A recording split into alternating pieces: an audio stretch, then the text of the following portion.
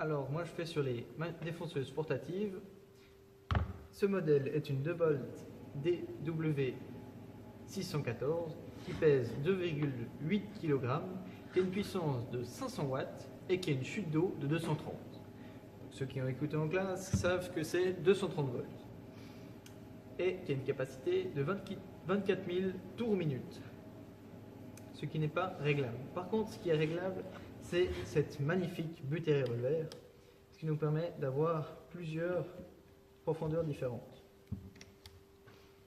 Donc pour choisir sa profondeur, c'est tout simple, il faut appuyer la mèche contre le panneau, serrer ici, et puis prendre par exemple, je vais faire ma rainure de 6 mm, donc ici je mets 6 mm,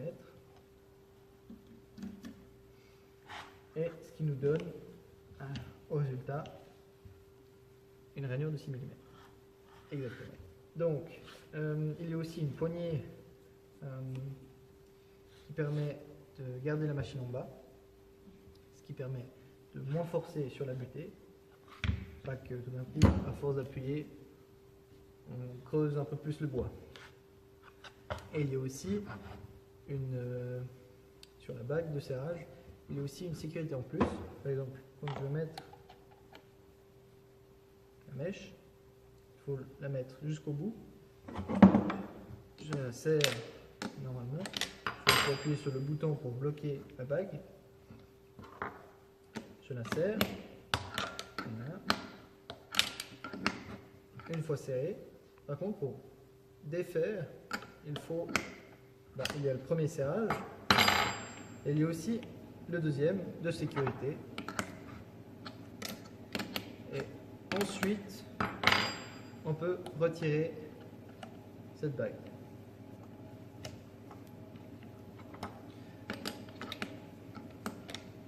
Donc, il y a différents types de mèches. Il y a comme celle-là qu'on peut voir avec, je vais vous montrer une autre, je vais vous apporter quelques-unes. Il y en a celle-là, de ce modèle, de ce principe-là, avec un roulement pour faire plutôt des moulures. Ou sinon celle-ci, où c'est écrit également dessus HSS, ce qui veut dire en croate partie paysan croate, ou sinon en anglais assez rapide. Donc ce qui permet de garder sa forme initiale même à de très hautes températures, donc elle va moins vite se désaffûter. Donc cette mèche là, où c'est marqué HW, c'est plutôt pour des panneaux ou des dérivés du bois.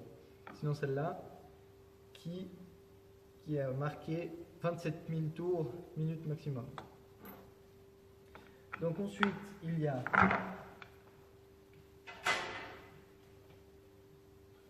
un guide qu'on met comme ceci, si je vois bien, voilà, comme serre grâce à ces deux petits boutons là, et grâce à ça, ça permet de nous régler la distance qu'on veut faire à notre rainure. Et il y a aussi un gabarit pour faire les trous pour les poignées entrées d'une porte. On glisse la porte là, on serre les poignées entrées, on met aussi en sorte que on fait aussi une entaille pour la serrure, et de l'autre côté même chose. Et bien sûr il y a les outils, les protections. Donc là c'est les lunettes de protection à mettre par-dessus les lunettes de vue, des protège-ouïes, et moi j'ai rajouté un masque parce que sur cette machine on peut pas enlever, on peut pas aspirer les poussières. Et sur cette magnifique image donnée par la Suva Pro, qu'on a reçue au deuxième cours de première année à Tolochna, il y a des lunettes de protection, des Pamir, et ils ont oublié de mettre quelque chose, non pas le masque, mais le cordon. Le cordon, ils l'ont laissé en bas, mais il y a plus de risques qu'il se fasse prendre par la machine et qu'il y ait un court-circuit. Donc moi, je le mets dessus l'épaule et je le mets l'autre extrémité du câble de mon pantalon ou dans la ceinture. Ce qui me permet d'avoir le câble hors de portée. Donc maintenant, on va passer aux démonstrations.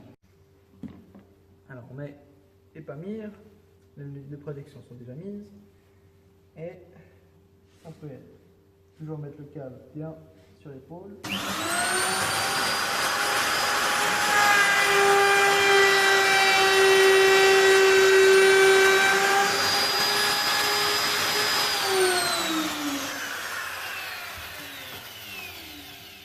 Donc ici, on peut voir que je l'ai un peu brûlé, ce qui ne serait pas arrivé si on aurait pu choisir les nombres de tours minutes.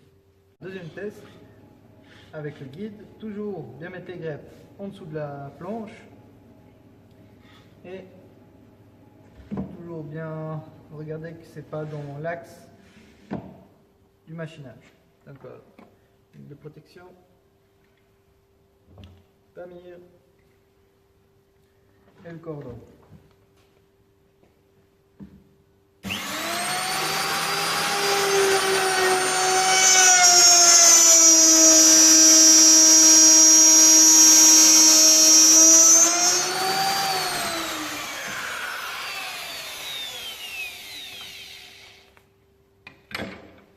Voici comment faire une rainure.